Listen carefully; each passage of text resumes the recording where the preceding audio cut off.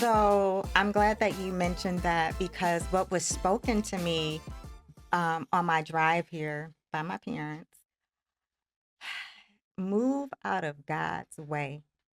Mm, And although my parents know I have so much tenacity, I'm ambitious.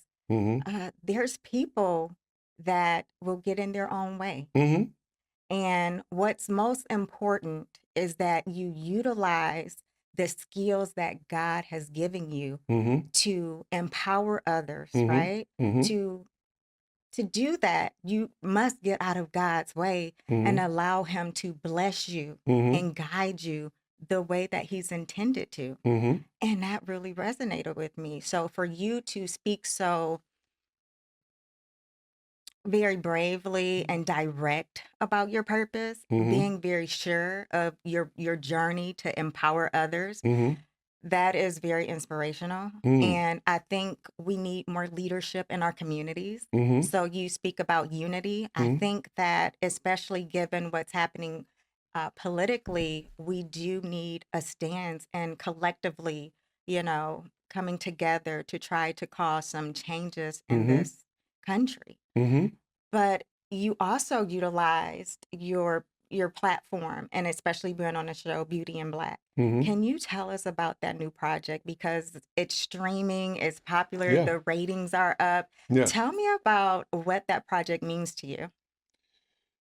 Well, you know, uh, it certainly means that there's so much. I guess it depends on what angle you come at it. If I start on a personal basis, you know, i- that it speaks to my resilience in terms of certainly being able to continue. I'm I got in this business March 7th, 1969, and technically that's 7 decades. So the 60s, I touched the 60s, 70s, 80s, 90s, 2000, 2010, 2020. That's 7 decades that I've touched in this business, and I'm still relevant. That you Thank are. God that the relevancy is there. So it's the continuation of of what I'm doing and more of an opportunity to create great storytelling, an interesting character. But bigger than that, going back to the fact that we're touching people all over the world is hugely important. And the fact that it's providing the opportunity to be able to create other things, um, you know, um, you know, um, a Substack channel for me where I have my own channel where people can come in and really get the tea, if you will, in terms of my life. And that's where all you're going to get what you're not going to hear out in these public things where other people get paid on it. I'm going to get paid for my own information. That, and then it's in my book and stuff like that, but it gives me an opportunity to touch kids because I have a young artist program where my students are filmmakers and they make incredible films. And you could see the potential of their lives expanding and what they can do and how they can touch the world in a positive way, uh, and move the culture forward. And that's more important now than ever, because of all the things that's being eviscerated, all the programs that's being eviscerated, Voting Rights Act, our neighborhoods are changing, they're being gentrified. Harlem does not look like Harlem anymore. That's And right. so therefore, through storytelling, it's the most effective way to affect the culture is by the stories that we tell. So by having being blessed with the opportunity that I'm grateful for for Tyler Perry creating this platform for us and for me, and that maybe I can use it to continue to help young people, particularly, but our people, because I know that I'm touching a lot of people. You I'm are. touching a lot of people in terms of men's health, in terms of being positive, in terms of you can change your life. You don't have to like ride the roller coaster till it crashes. You That's can true. help to level it out so that you can have a longer, you know, trajectory so that whenever you're on a plane and you get that rough landing, it's like, oh my God, The the turbulence. turbulence. You can ride the turbulence of life, and with good, being a good pilot, you can land that plane, smoothly, like it was never in the air. And that's by choices, by eating, changing your diet, you know, Absolutely. um, changing your spirit, changing the environment, the people in your life. You got to have positive people.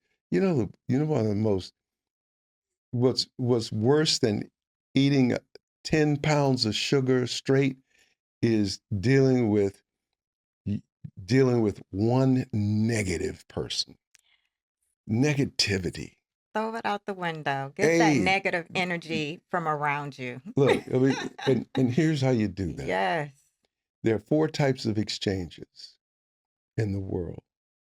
There's criminal exchange, Okay. people who are stealing from you, are the haters, who don't want to see good for you. Okay. There's unequal exchange, people who's giving less than expected. You give them $10, they do $5 worth of work. Okay. Equal exchange, it's an even flow back and forth. There you go. And then exchange in abundance, Mm, people who bring more than you expect. So you gotta understand who every person in your life, where they fall in there that you go. spectrum. The haters, I don't care who they are. They could be your mother, father, sister, brother. You gotta understand who they are, and you gotta keep them out of the flow of your life. They're not gonna be out of your life. They're gonna be out of the flow of your life. You know what I mean? You mentioned that in the book, and you were very direct about that. So Yes. let's speak about that because I want to know what are some things you mostly want people to take away after reading this book. Now, you speak about navigating the journey of the entertainment business. You even speak about how to even build like a media deck and the photography and how to prepare and just being vulnerable, all of those things. Mhm. What do you want a person to really take away from this book? That you can invent the life that you want. You can invent the career, but this is more than just about career. This is reading the Life, book.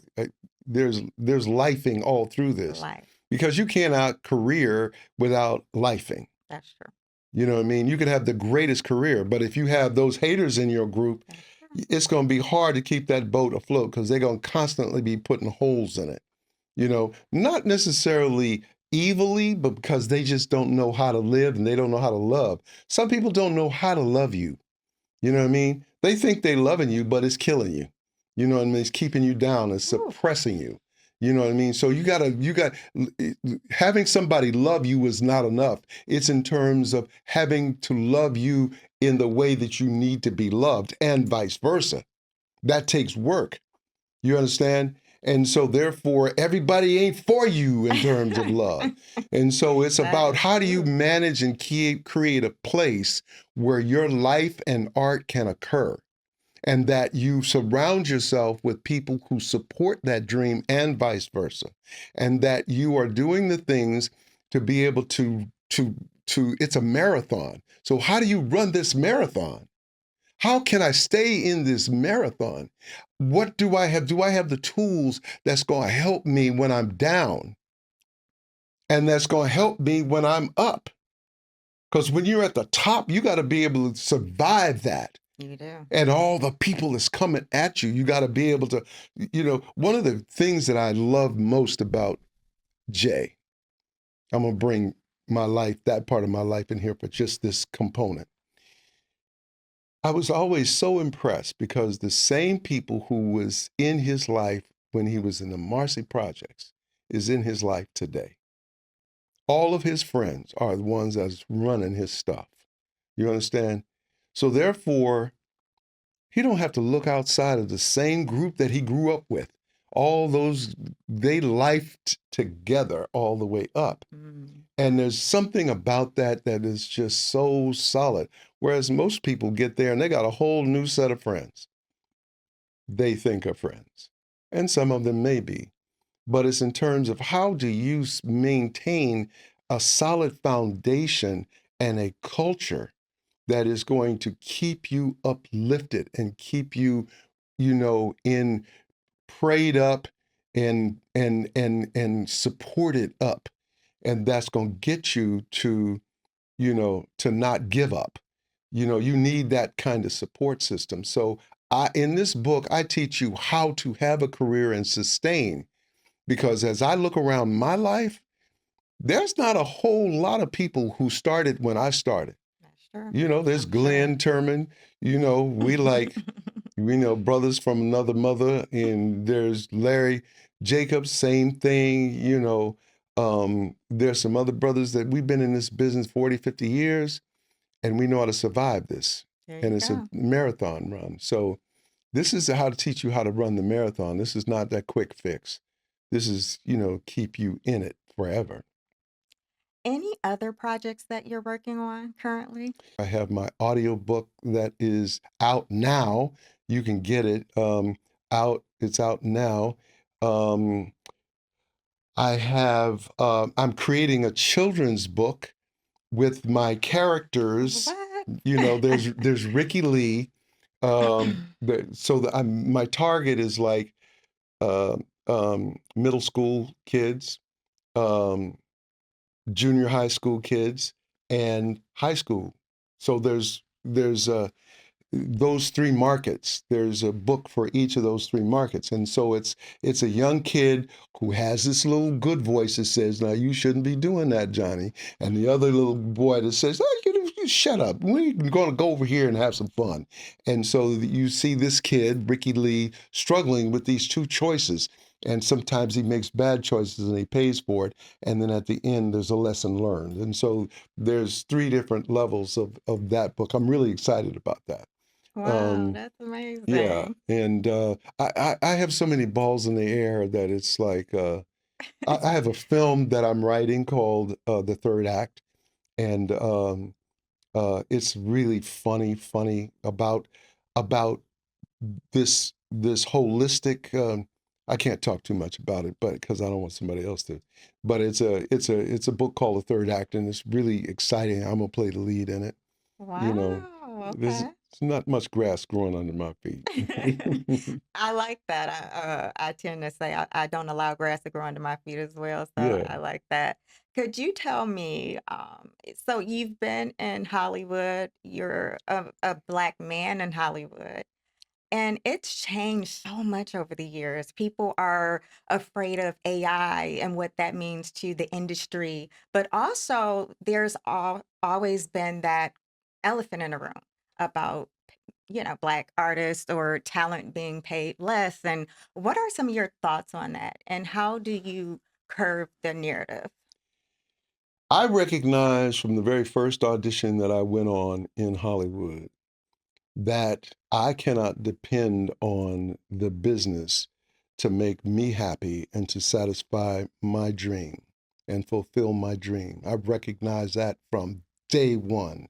I recognize that if I wanted it, I would have to go get it. I would have to invent it and I would have to create it. So I never depended on Hollywood for anything. I was happy to get the jobs that I got, but it just opened up opportunities for me to create my own. Mm. So therefore, I never got into, one thing is that I resent is the concept of the struggling actor. I ain't never struggled in my life.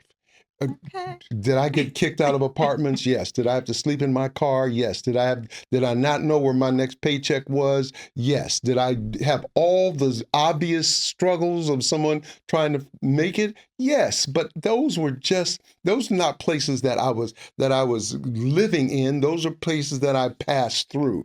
And I knew I was just passing through. So therefore, I've always been proactive in creating my own. When I first got into the business, uh, now, this is the little boy that when he was a little boy, I went to church with my grandparents in a horse and a buggy. So I go all the way back to that, you know what I mean? And so, but and now, there's $5 million cars, I got into the business, there were no black actors. There were few black actors, and there were very few people working in the business. Now you go on Tyler Perry's set, and there's like 85, 90% of the people are black. So things have changed. The cell phone, this thing right here, has changed the game. Anybody can make a movie. You look on Netflix, full of black movies. Possibilities. There's all kinds of possibilities. There's new verticals too, right? A new form of vertical movies. Yeah, Or yeah. look at short form content is big. It's $1 billion industry. So there's no limitation. Yes, AI is coming. You know, you have to be like water. Mm. You have to shape according to what's going on. If you are the oak tree that cannot bend in the wind, it's going to break. You got to be able to shift and move and understand that it is coming down the pike. You can resist it or you can get in front of it by learning about it and learning how to protect yourself in it, but at the same time be able to create and move forward. I was one of the first people on Zoom in 2005. I did classes from Australia, Wow. from India, from Amsterdam, from just about every country that you can imagine. I've done classes, virtual classes from there. They call me the gadget man because I always wanted to stay in front of technology because I wanted to take old school teaching and deliver it in 21st technology way. And so therefore I'm never behind the curve. I'm trying to learn AI so that I can take advantage and not be a Okay. victim. I don't want to be a victim. I never depended on Hollywood for anything. My career is what I invent. That's plan A. Hollywood is plan B. Hollywood comes and say, Richard, yes? You know the thing that you auditioned for? Yeah, yeah, yeah. Oh, that, yeah. What's up with that? We want you to do it. Oh, oh, nice. Wait, let me see. Let me see what else I'm doing. I got to check my schedule to see if I can do that because well, you heard all of the stuff that I'm creating. Yes. A job has to Powerful. come in and I got to see whether it can fit because of the fact that, and the reason why I'm so active is that I don't want to be sitting waiting saying, we choose you. No, I'm not to be chosen. I'm doing this thing over here. Now y'all come over here and get in my line because I'm not getting in no lines. I'm aversive to lines. Amen. You know what I mean? I don't want to be in nobody's line. And so Hollywood has changed for the good. And yes, there's still some issues in terms of black and white and brown. There's only one real group in Hollywood, and that's white male. Every other group, white females, black females, Asians, whatever, are diversity groups. Mhm. Okay? And so that means that you got to get in somebody else's line. I ain't interested in that. Creating your own opportunities is another, yeah, Creating your own opportunities and mindset. owning your own opportunities. Tyler Perry he's the quintessential Yes. example. He owns everything that he's made. He has 2,000 projects that he owns. I called up Netflix because I wanted to see if I can get some of my work so to use on a reel. And so they sent me to a website that all I had to do was name the show I was on and what scene I wanted to do, blah, blah, blah. Oh, None of Tyler Perry's works is in that because you got to go to Tyler to ask Tyler, can you use some of your footage? Because they don't own it. And it's like, of course, of course he thought of of that. course, of course. That's absolute ownership. And so you got to own your own stuff and not be afraid that somebody's going to steal it. You know what I mean? They're going to steal it, but you will learn enough after you've done enough that you'll learn how to protect it. Wow. So as we wrap up, let's talk about mentorship. Yeah, yeah. So, as you know, I think a lot of my purpose is to impact the community, be another positive voice for women of color as Mm-hmm. well.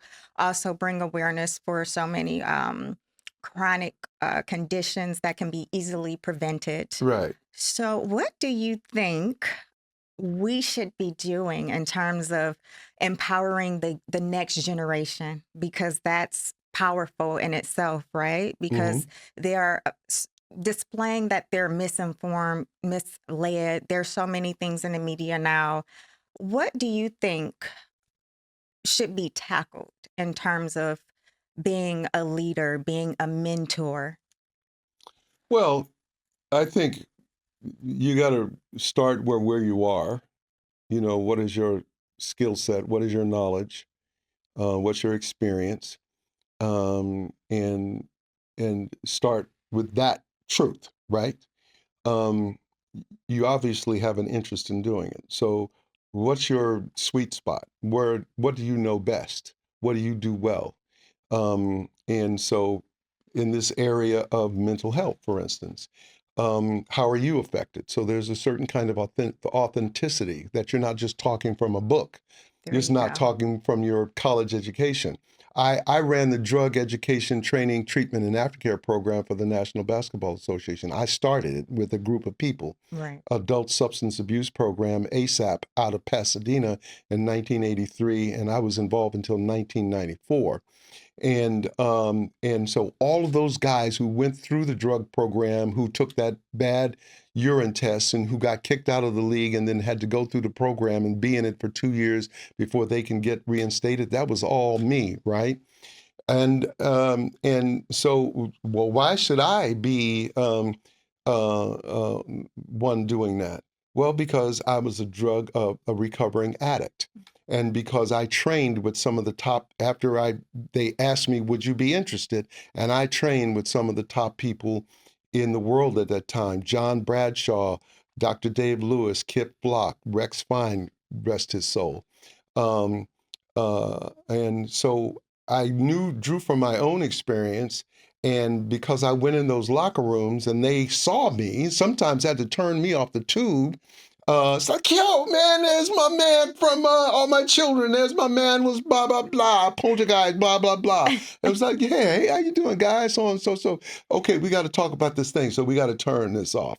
And so that was an entree because they knew I was one of them. And that opened the door for me to be really effective in those rooms, right? And so there's a lot of people who had book knowledge, but they didn't have life knowledge, and they didn't know how to take that acquired scientific knowledge and put it with life experience to tell that story. That was my gift, right? So what are your gifts? And what is it that you can say that other people can hear? And then understanding where we are today and the fact that we have to find a way to tell it and get them interested quickly. We have to use technology and what we know about what's going to be effective communication and communicate honestly. In the case of like the kids, in terms of me being a filmmaker, you know, I put a camera in kids' hands. I love that. And you know what was so beautiful about that? Do we have time limit? I just want to make You sure could that, okay. elaborate, yeah. So what was so beautiful about that is that black kids all kids learn who they are initially because of what other people tell them. Your parents tell you this, your teachers tell you this, your friends tell you this, you too fat, you too this, and whatever, That's whatever. true. And then your boyfriend tells you, your girlfriend, your brothers and sisters, your neighborhood tells you this. Whereas I put a camera in kids' hands, and they make films of their world, their life, and their story. And then they look back at that and they say, oh, I am not as confident as I thought I was. Or I do have confidence. Or I do. Here's a classic story. This girl did not want to take our program. She had psoriasis, and she took her sweaters and she pulled it down like that, and you never saw her hands. She had turtlenecks up here where you couldn't see her neck, and she did not want to be in the drug program. I mean, in the film program. Her mother encouraged her. She was in it. She started making films of her stuff, and she told her story. And when she told her story, it was like unbelievable. It was unbelievable. And so after the program, at the end of it, graduation, it was like, so what did you get out of the program? She says, well, I didn't want to be in this program. She says, because I thought I was ugly. All my life, I thought I was ugly. And after I see myself on film, I'm really pretty. She says, oh my God. And she started to cry. She says, I'm pretty. From that day on, her whole viewpoint about herself changed. You see?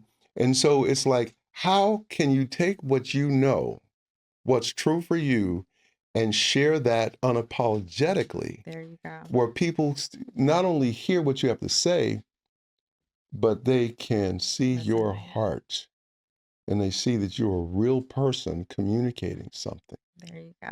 You just have to be real about it and be transparent about it and not be afraid that somebody is going to judge you for who you are or who they think you are.